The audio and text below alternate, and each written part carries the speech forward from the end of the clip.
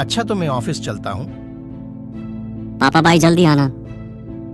जितेंद्र परमार एक मध्यम वर्ग के साधारण व्यक्ति हैं।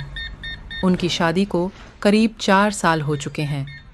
उनका एक बेटा भी। जितेंद्र की नौकरी का समय दिन में 8 घंटे होता है, पर एटीएम Good morning, मशीन का सरेहा। फॉल्ट आने गुड पर मॉर्निंग जितेंद्र सर। उन्हें रात के किसी भी वक्त सर्विस देने जाना पड़ता है। Good morning Raju. Good morning Jitendra sir.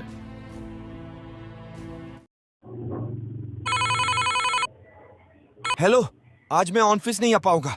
मुझे कहीं शादी में जाना है। भाई तू मेरी जगह ओवर टाइम कर लेगा क्या? ठीक है भाई, चल भाई, यहाँ बहुत काम है। बाय। अपने इसी काम के चलते वह एक रात अपनी बाइक पर जा रहा था। उसे शहर से थोड़ी दूर बसे एक रिहायशी इलाके के पास में एटीएम फॉल्ट ठीक करने जाना था। वैसे तो इस काम के लिए 2 एग्जीक्यूटिव जाते हैं, पर जितेंद्र के पार्टनर को उस रात शादी में जाना था, तो सर्विसिंग के लिए उन्हें अकेले ही जाना पड़ा। स्पॉट पर जाकर जितेंद्र ने अपनी बाइक स्टैंड पर लगाई। तभी उन्हें वहाँ एटीएम बूथ पर एक लड़की दिखी। जितेंद्र ने सोचा कि उसे शायद पैसे निकालने होंगे और वह के ठीक होने का वेट कर रही होगी। फॉल्ट ठीक करने के लिए जैसे ही जितेंद्र एटीएम बूथ के अंदर आए तो वह लड़की भी अंदर आने लगी। सिक्योरिटी गार्ड ने उन्हें बाहर रुकने के लिए कहा। अब जितेंद्र काम कर रहे थे, तभी अचानक उसकी नज़र एटीएम बूथ के बाहर गया। वहाँ उन्होंने जो देखा उसे देखकर उसके पसीने छूट गए। बाहर खड़ी लड़की एटीएम गार्ड की मुंडी अपने हाथ में लिए खड़ी थी और वह जितेंद्र की ओर घूरकर देख रही थी। यह सब देखकर जितेंद्र का दिल बेतहाशा तेजी से धड़कने लगा। उन्होंने वहाँ से नज़र हटा ली और सोचा कि ये उनका भ्रम होगा। वो ये सब सोच ही रहे थे कि तभी अचानक उनके सीनियर का फ़ोन बज उठा। यह फ़ोन वहाँ का फॉल्ट जल्दी ठीक करने के लिए था। कांपते कांपते जितेंद्र फिर से काम पर लग गए। थोड़ी ही देर में उन्होंने एटीएम मशीन को ठीक कर लिया। इस बार एटीएम बूथ से बाहर देखने पर सब नॉर्मल लग रहा था। वह लड़की भी वहाँ खड़ी थी और एटीएम बूथ का गार्ड भी उसके पास आराम से खड़ा था। जितेंद्र ने सोचा कि पहले जो भी देखा था वह सब उसका भ्रम होगा। वह काम निपटा कर सीधा अपनी बाइक की ओर दौड़ा गया। जाने से पहले उसने एक बार फिर एटीएम बूथ पर नज़र डाली। तब एक बार फिर से उसका दिल दहल गया। एक बार फिर बाहर खड़ी लड़की एटीएम गार्ड की मुंडी अपने हाथ में लिए खड़ी थी।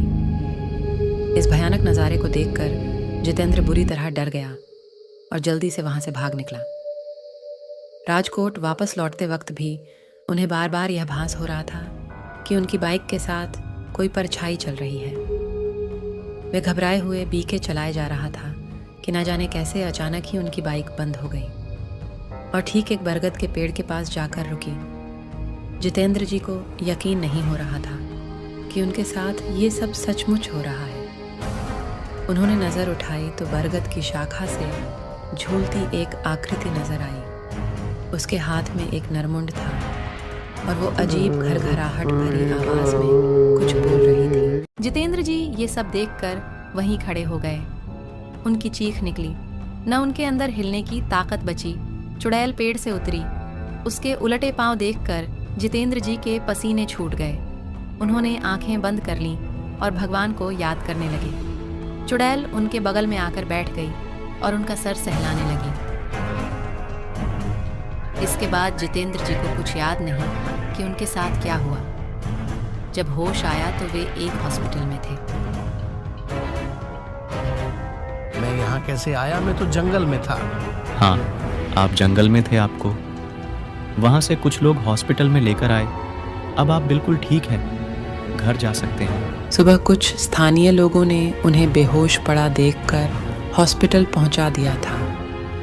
इस घटना के महीनों बाद तक जितेंद्र बेसुध रहे और काफ़ी पूजा पाठ के बाद ही उनकी हालत फिर से सामान्य हो पाई।